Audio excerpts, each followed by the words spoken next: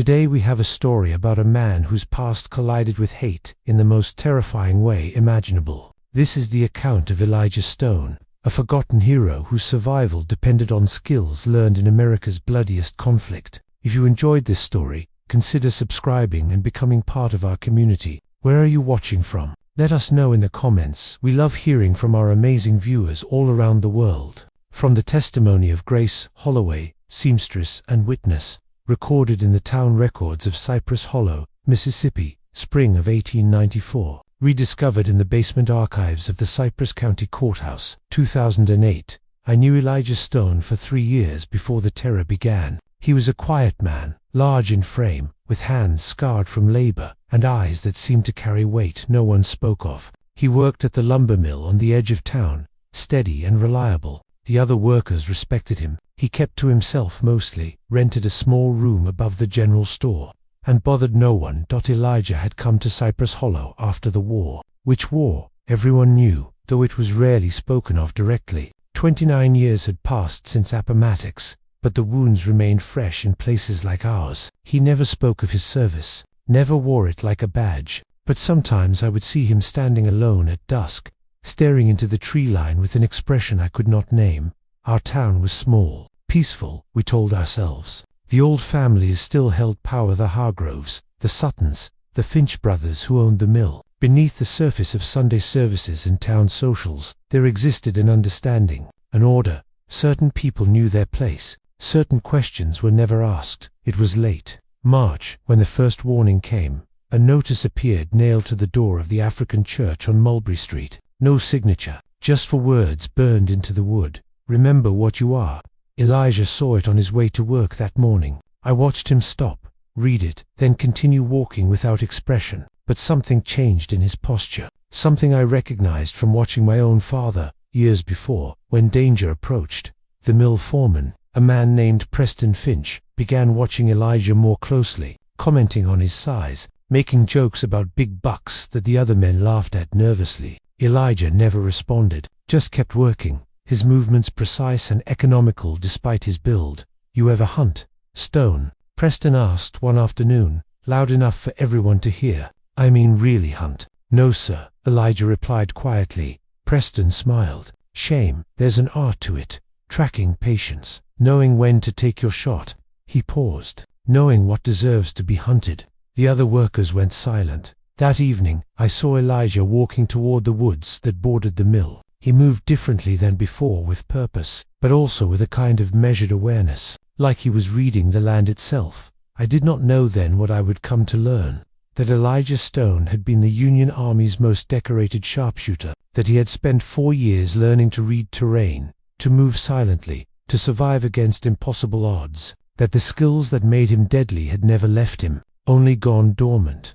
The men who were beginning to watch him, who were beginning to plan, had no idea what they were awakening.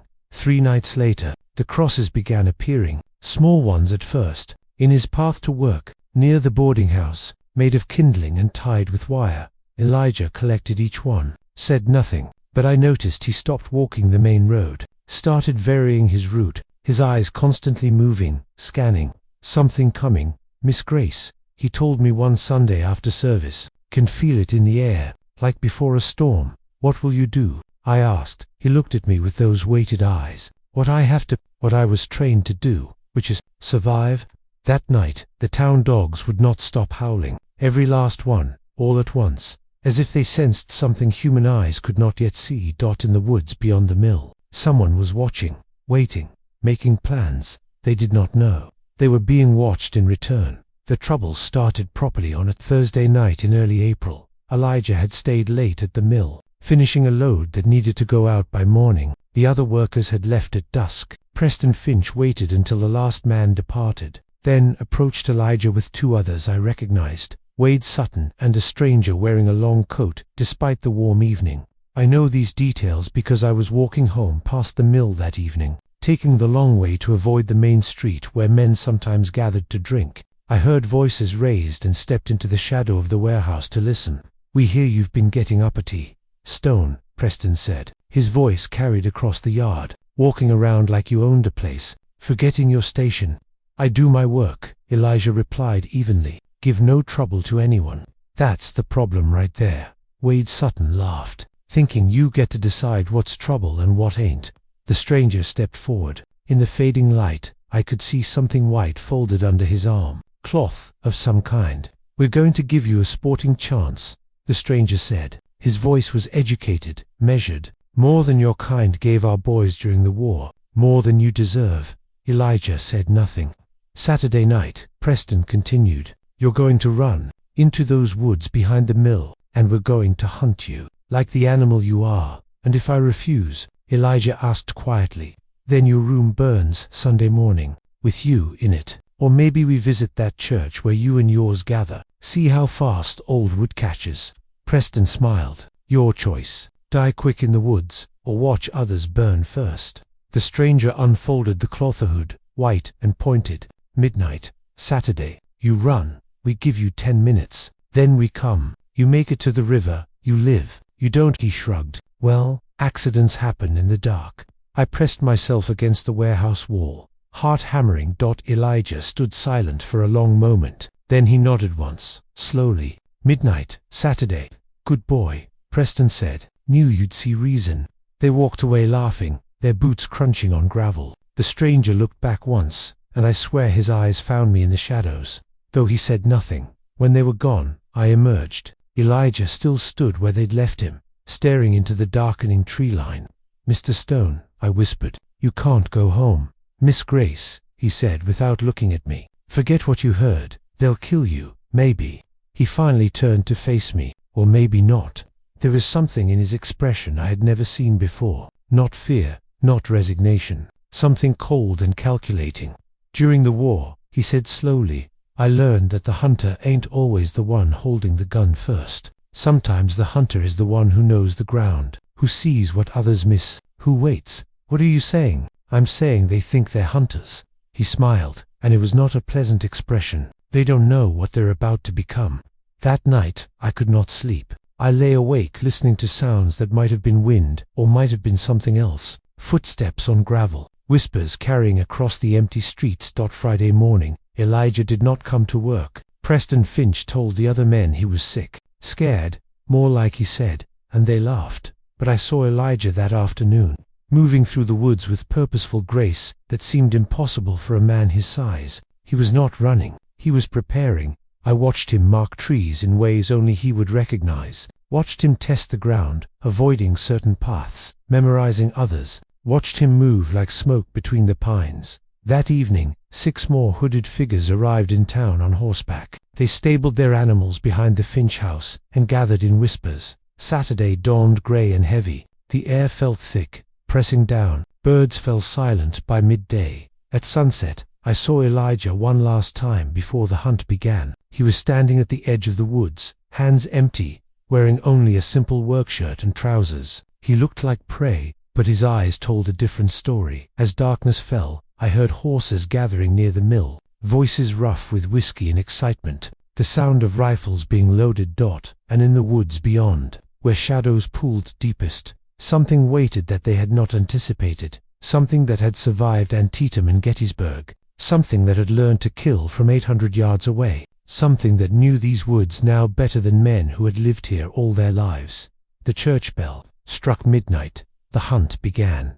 I write now what I learned in pieces, gathered from witnesses and from what remained after. The hunting party numbered 12 men. They carried rifles, torches, and rope. They had hunted these woods for deer and boar their whole lives. They believed themselves masters of this land.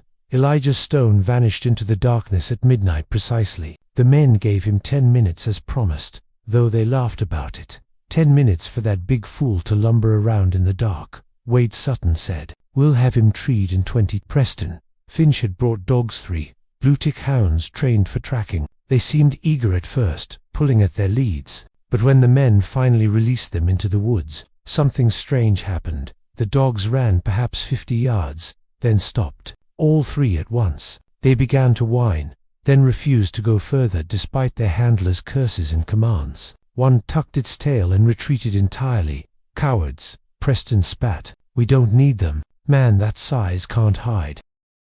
They entered the woods in a line, torches held high, rifles ready. The stranger who had first confronted Elijah, a man they called Captain Morris from up near Jackson, led them with military precision.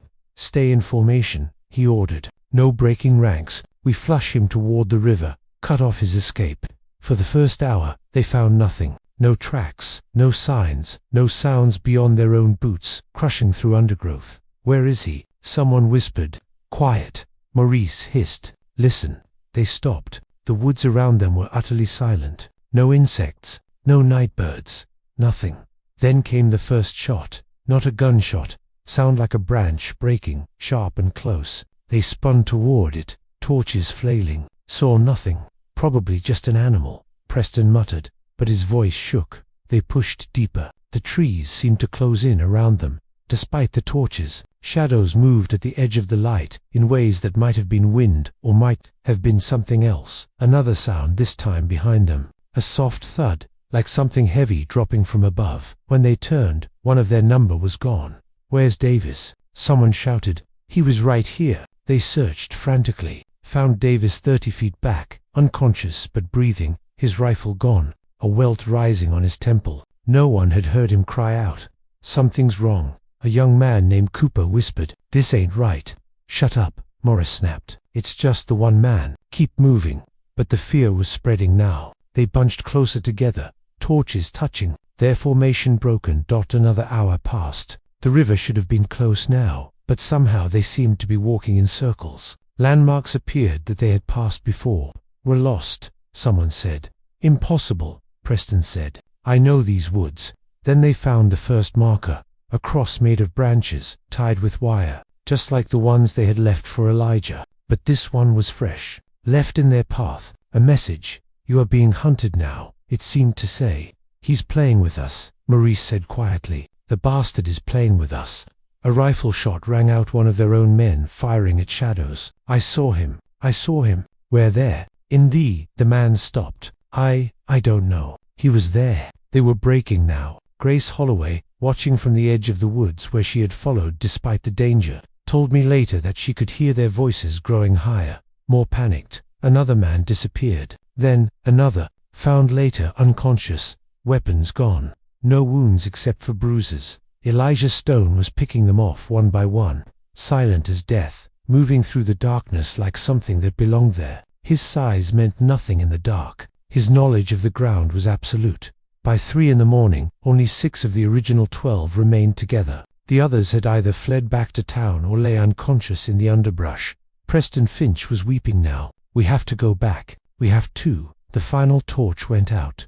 Not wind, not rain. Someone had thrown sand on it. In the absolute darkness that followed, Grace heard screams, the sounds of men running blindly, colliding with trees, falling into ravines they could not see.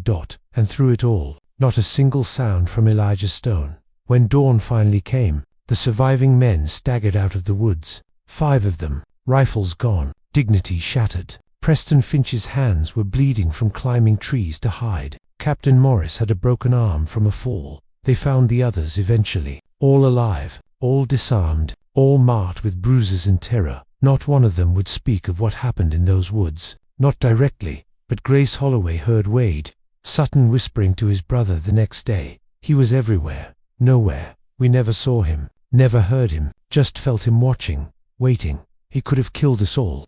"Why didn't he?" the brother asked. Wade shook his head. "Don't know. Maybe that's the point. To show us he could have. That mercy was his choice, not ours."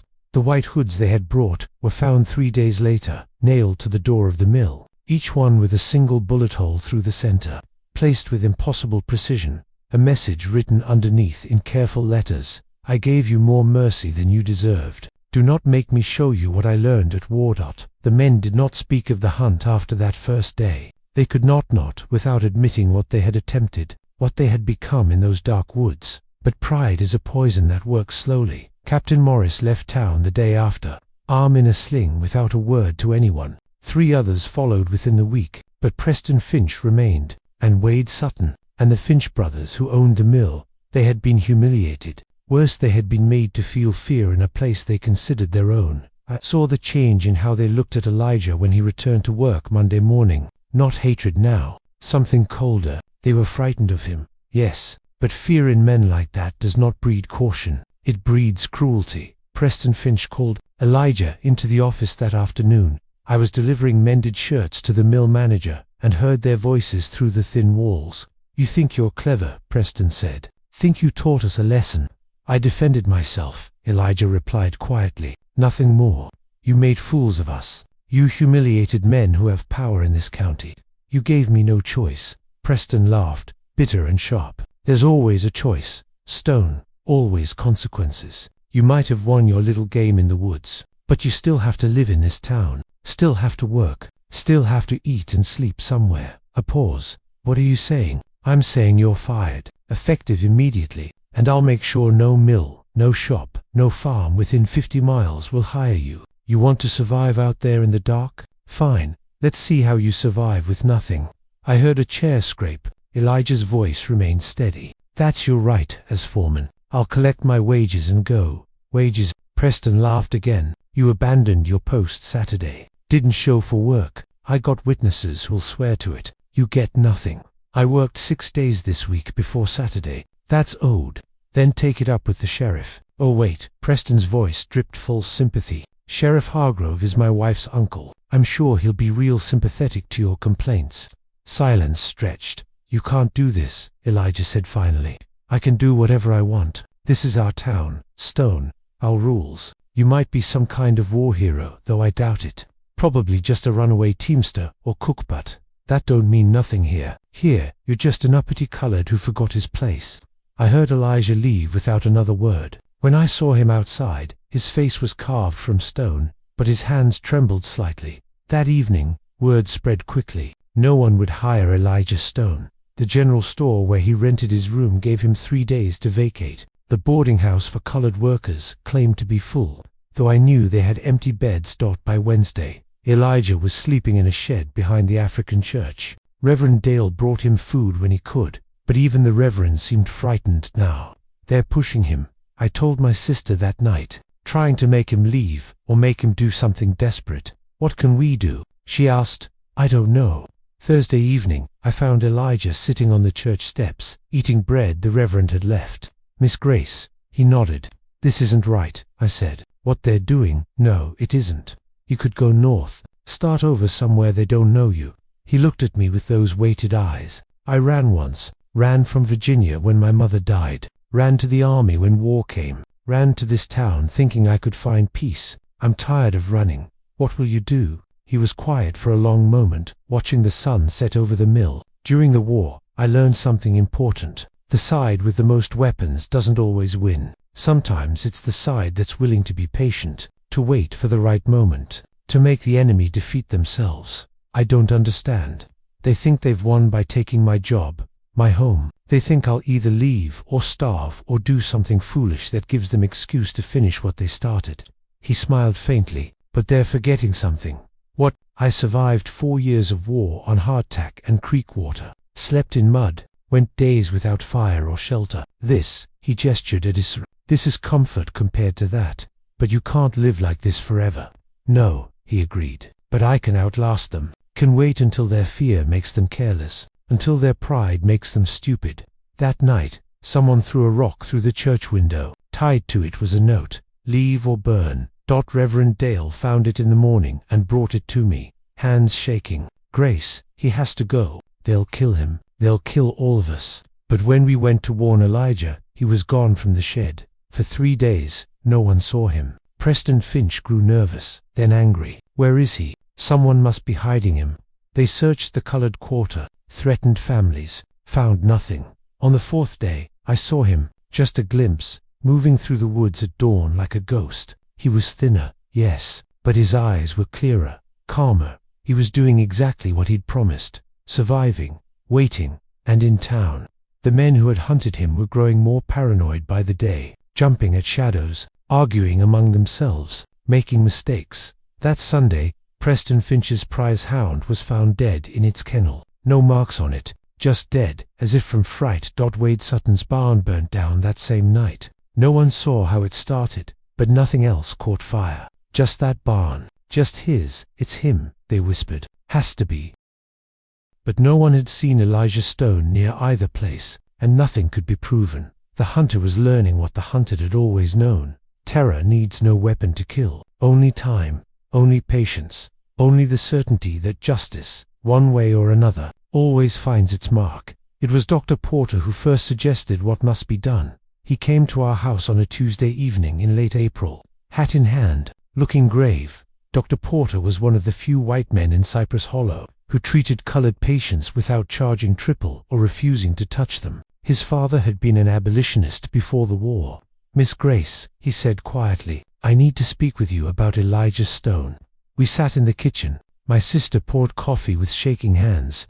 "He came to my office 3 nights ago," Dr. Porter said, "after dark, paid me with coins I suspect were the last he had, asked me to examine him and write down what I found." "Why?" I asked. "Because he's been living in the woods for 2 weeks now, eating what he can forage, sleeping rough. He's lost near 20 pounds, has bruises from where he was beaten before the hunt, scars on his feet from walking without proper shoes." Dr. Porter pulled a folded paper from his coat. He wanted me to document it. Everything.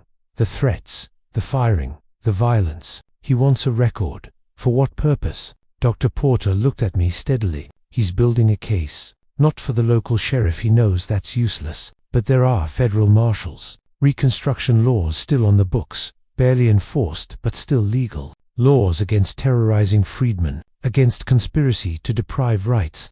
My sister gasped. "He means to take this to the government. He means to survive long enough to do so. But he needs help. He needs witnesses willing to testify, evidence that can't be dismissed."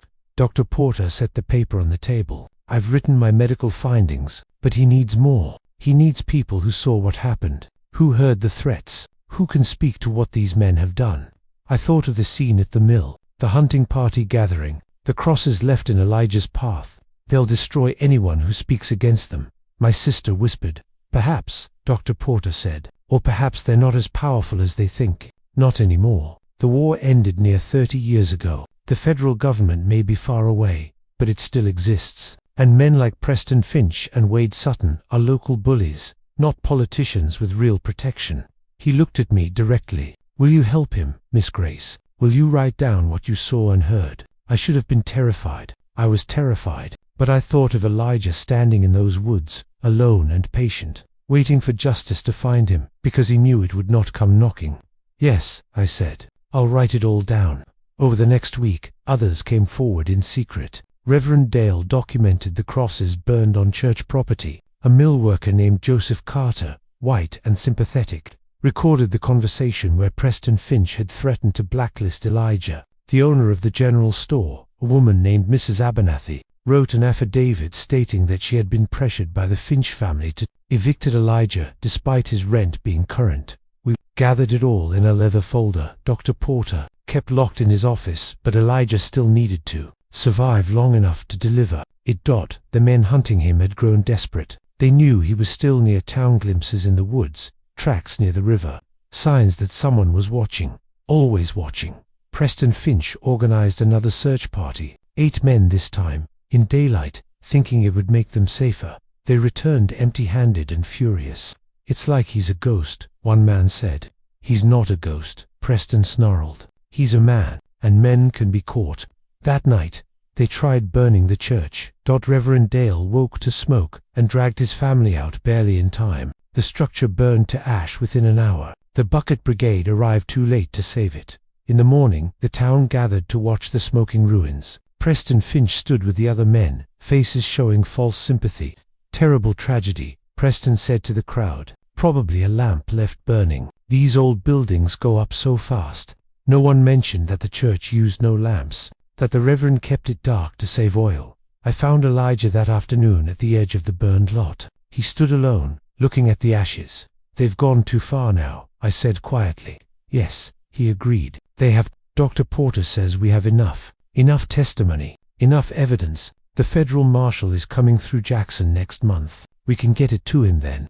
Elijah nodded slowly. 1 month. I can last 1 month. But they are getting more desperate, more violent. They know you're still here, and it's driving them mad with fear. "Good," he said simply. "Fear makes men careless, makes them do things they shouldn't, things that can be witnessed and recorded." He was right. Over the next week, The Finch brothers grew sloppy. They spoke openly about solving the stone problem.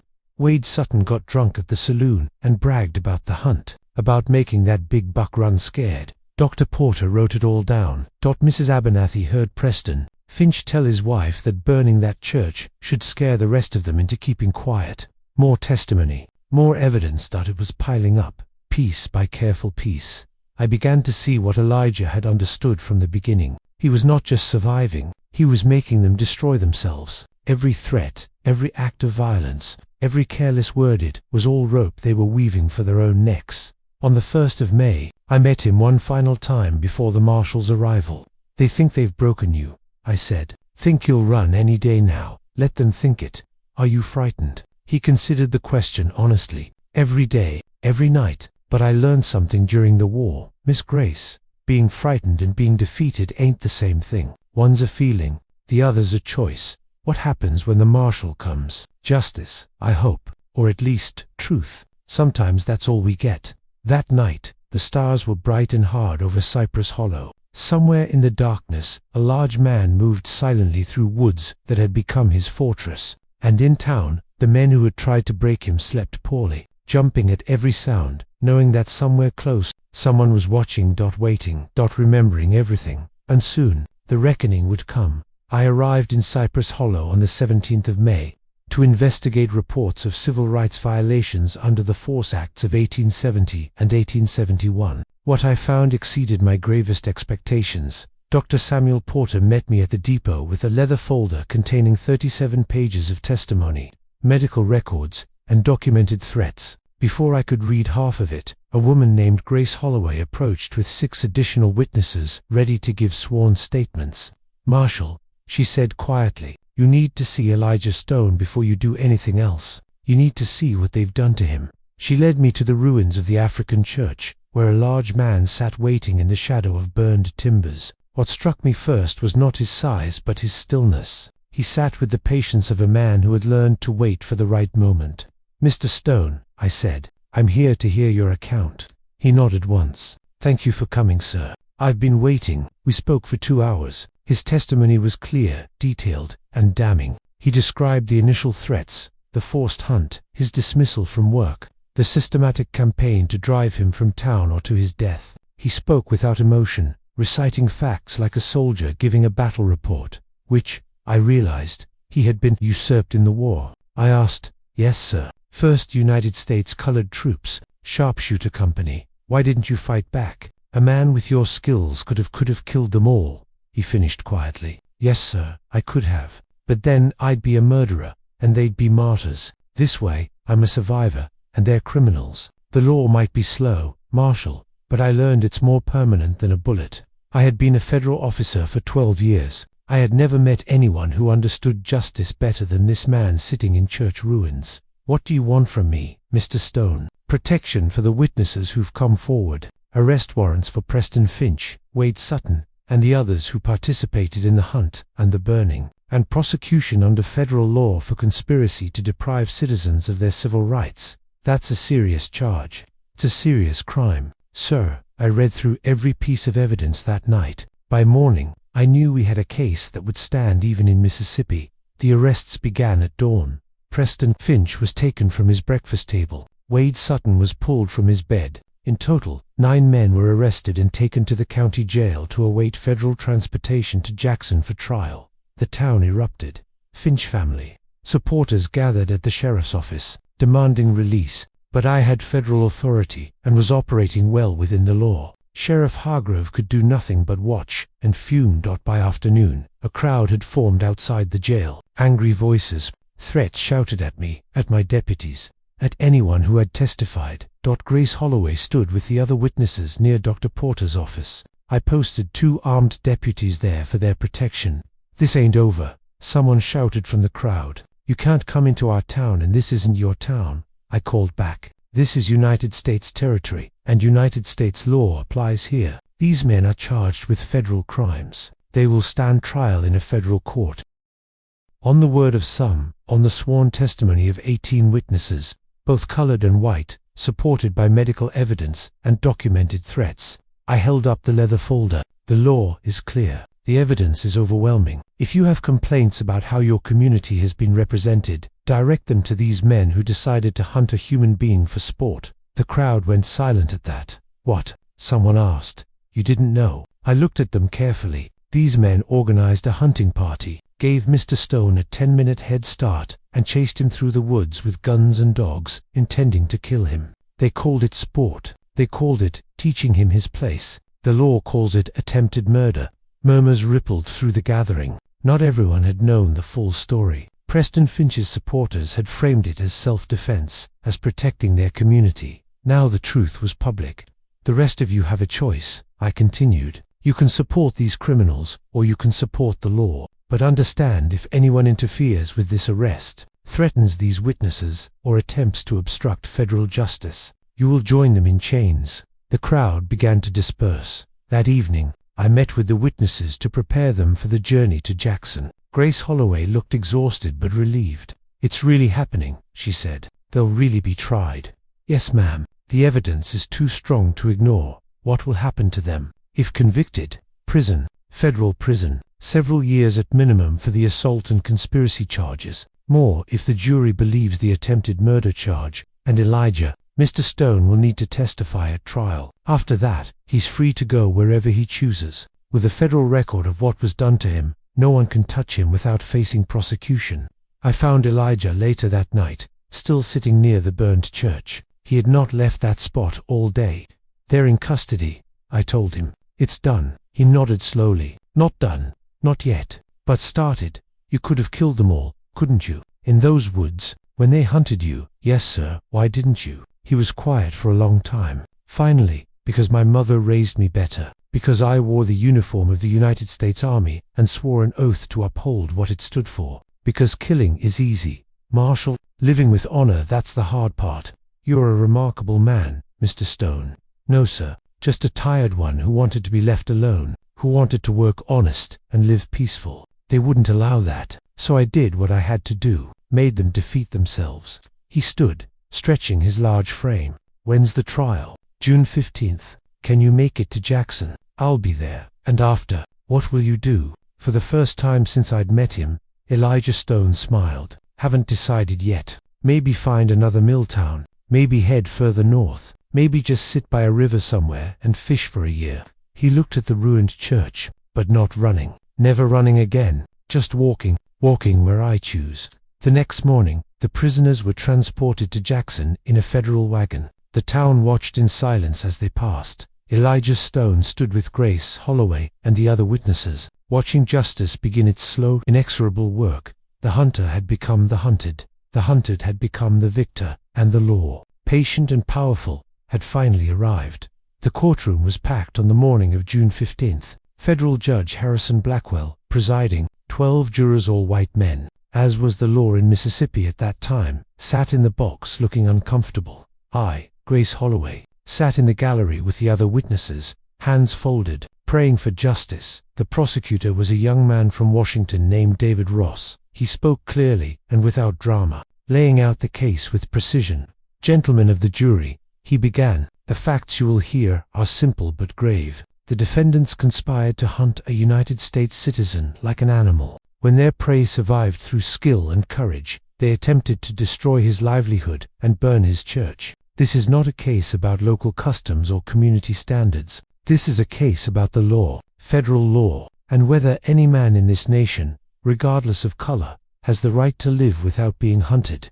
Preston Finch's attorney, a local man named Caldwell, stood for the defense. "This is a case about misunderstanding and exaggeration, about a man who came to our town with secrets, who frightened good citizens." "Who did your clients organize a hunting party or not?" Judge Blackwell interrupted. Caldwell hesitated. That characterization is, did they or did they not chase Mr. Stone through the woods with guns?" "There was an altercation, but answered the question." "Yes, Your Honor, but in self-defense, as Mr. Stone had self-defense." The judge's voice was dry as bone. "Against an unarmed man, in the woods, at midnight, with 12 armed men against one. Continue, Mr. Ross." The prosecutor called his witnesses one by one. Dr. Porter testified to Elijah's injuries and malnutrition. This man was systematically starved and brutalized over a period of weeks. The evidence is clear. Joseph Carter, the mill worker, testified to the threats he'd heard. Preston Finch said, and I quote, "We're going to hunt him like the animal he is." Mrs. Abernathy testified to the pressure she'd received to evict Elijah. "They told me if I didn't throw him out, my store might have an accident." Just like the church, when my turn came, I walked to the witness stand with my heart hammering.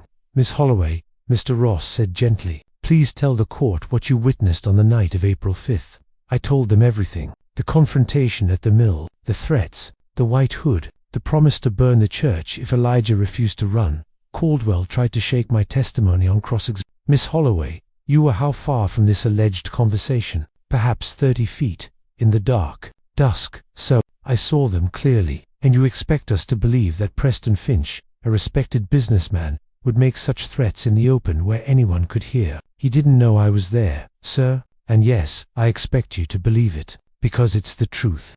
The courtroom murmured. Judge Blackwell's gavel came down. "The witness will be treated with respect, Mr. Caldwell." But the most powerful testimony came from Elijah himself. He walked to the stand with quiet dignity, dressed in a simple but clean suit that Dr. Porter had provided. When he placed his hand on the Bible, his voice was steady.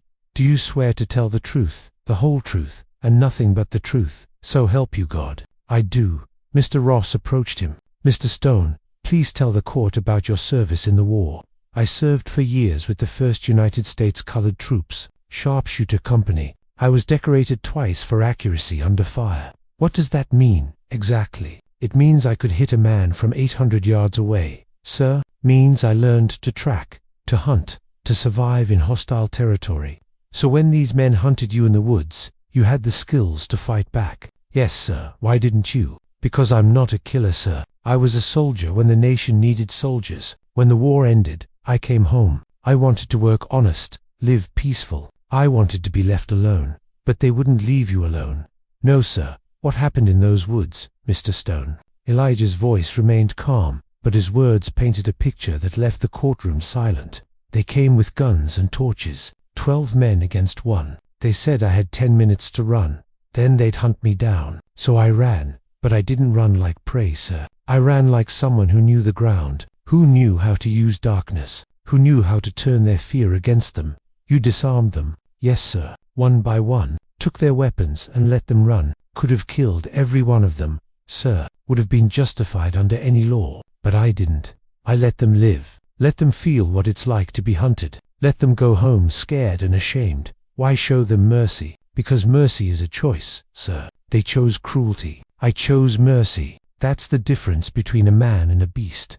The courtroom was utterly silent. Caldwell stood for cross-examination, but his confidence was gone. "Mr. Stone, isn't it true that you frightened people in town? By existing, sir, by walking to church. If my existence frightened them, that's their failing, not mine. You admit you took their weapons, in self-defense, after they hunted me with intent to kill." "Yes, sir, and you expect this court to believe you could have killed them all but chose not to." Elijah looked at him steadily. "Sir, I survived Gettysburg. I survived the wilderness. I survived for years of the bloodiest war this nation ever saw. 12 frightened men in familiar woods." He shook his head slowly. "That wasn't a challenge. That was mercy practice."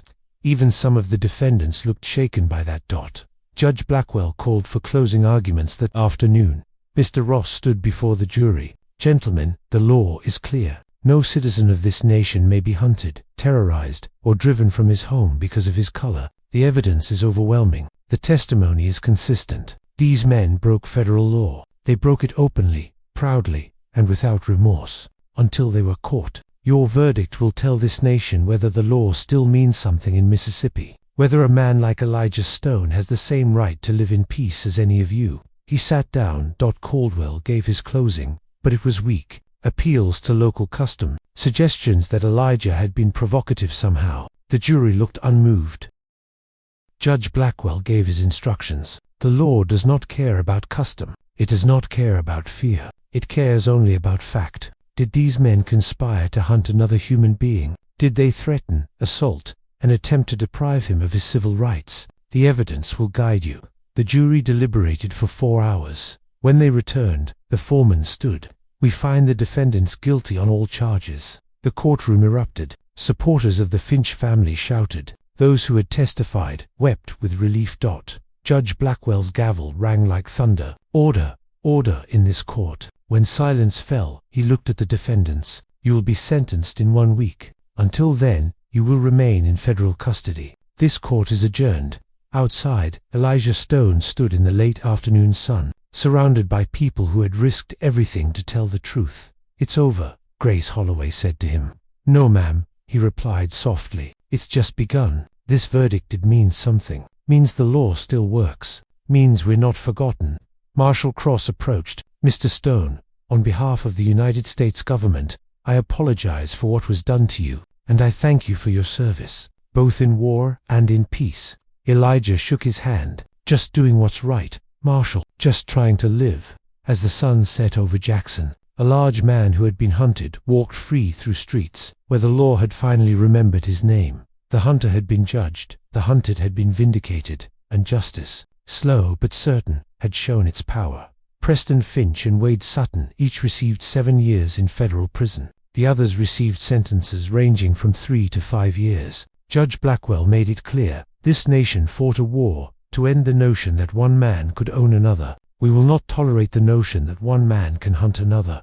The Finch family lost control of the mill. Federal authorities seized assets to pay court fees and restitution to the burned church. New ownership brought new management. The town changed slowly, as all towns do, but it changed. I saw Elijah Stone one more time before he left Cypress Hollow for good. It was late August, the evening air thick and golden. He stood near where the African church had been. Reconstruction had begun, new timbers rising, a community rebuilding together. You're leaving, I said. Not a question. Yes, ma'am. Time to move on. Where will you go? North, I think. Maybe Ohio. Maybe further. Somewhere I can work in peace. Maybe find a bit of land. Settle down finally. You earned that peace, Mr. Stone. You earned it twice over. He smiled faintly. Just glad I lived to see it. We stood in comfortable silence for a moment, watching the sunset.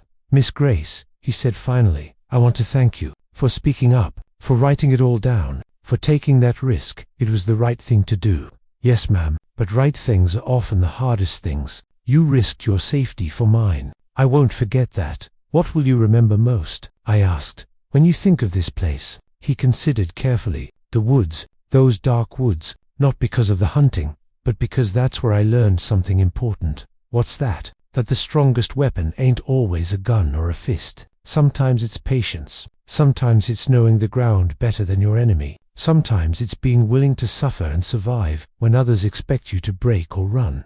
He looked at me directly, but mostly it's choosing mercy when you have the power to choose cruelty. That's what separates us from them. You could have killed them all. Yes, ma'am. Why didn't you? Really? Because I wanted to live, Miss Grace, not just survive. And you can't live with that kind of darkness in your soul. I saw too much killing in the war, saw what it does to a man. I didn't want to carry that anymore. So you let the law handle it. The law is slow, but it's clean, and it's permanent. Those men are in prison. Their power is broken. The community knows what they did. That's a better ending than 12 bodies in the woods and me running for the rest of my life. A child's laughter drifted from somewhere nearby. Life continuing, life rebuilding. Will you be all right? I asked. I think so. I survived worse. And now, I really know that I can survive anything. That the law still works if you're patient enough. That there are people like you and Dr. Porter and Reverend Dale who'll stand up when it matters. He extended his hand. Thank you, Miss Grace, for everything. I shook his hand, feeling the strength and gentleness there. Thank you, Mr. Stone, for showing us what courage really looks like. He left 3 days later, just walked out of town at dawn, carrying a small pack, heading north. Some folks said they saw him one last time, standing at the edge of those woods where he'd been hunted, looking back like he was memorizing the place. Then he turned and kept walking. I heard from him once more, a letter posted from Cincinnati the following spring. He'd found work at a furniture maker's shop, had rented a small house with a garden, was learning to live in peace. Finally, after all those years of war and survival. I plant tomatoes now, he wrote. Strange thing for a man who spent 4 years shooting rebels and 6 months being hunted to end up growing tomatoes. But I'm good at it. They grow big and red and sweet, Sometimes I sit in my garden and think about those dark woods, and I'm grateful. Grateful I survived. Grateful I kept my soul intact. Grateful I lived to see this day, planting tomatoes in my own garden, in peace." The letter continued, "Tell the others thank you. Tell them what we did mattered. Tell them the law still works if you're brave enough to trust it. Tell them mercy is always stronger than cruelty, even when it doesn't feel that way." I keep that letter still, folded carefully, a reminder of those hard months. The mill still operates in Cypress Hollow. The church was rebuilt, bigger and finer than before. The town remembers, though not everyone wants to. Sometimes visitors ask about Elijah Stone, having heard rumors of the trial. I tell them the truth, that he was a man who chose survival over vengeance, law over violence, mercy over cruelty, that he was hunted by men who thought they had power, that he survived through patience and skill learned in America's darkest war, that he let them live when he could have killed them all, that he trusted the law when he had every reason not to, and that he won not through violence, not through revenge, but through quiet courage and the certain knowledge that justice, though slow, would eventually find its mark. The hunter became the hunted became the victor, and a large, gentle man who only wanted to live in peace proved that even in the darkest woods, even against the cruelest enemies, mercy and law can still prevail. This concludes the testimony of Grace Holloway, recorded October of 1894. The federal trial transcripts and supporting documents are held in the National Archives. Elijah Stone lived to age 73, dying peacefully in his sleep in Cincinnati in 1943. He never spoke publicly about the Cypress Hollow incident, but his garden was famous in his neighborhood. He grew tomatoes until the day he died. May his memory endure. May his courage inspire. May his mercy remind us what strength really means. End of record. If you found this story moving, please subscribe to hear more forgotten histories. These stories deserve to be remembered. Where are you watching from? Share your thoughts in the comments below. Thank you for listening.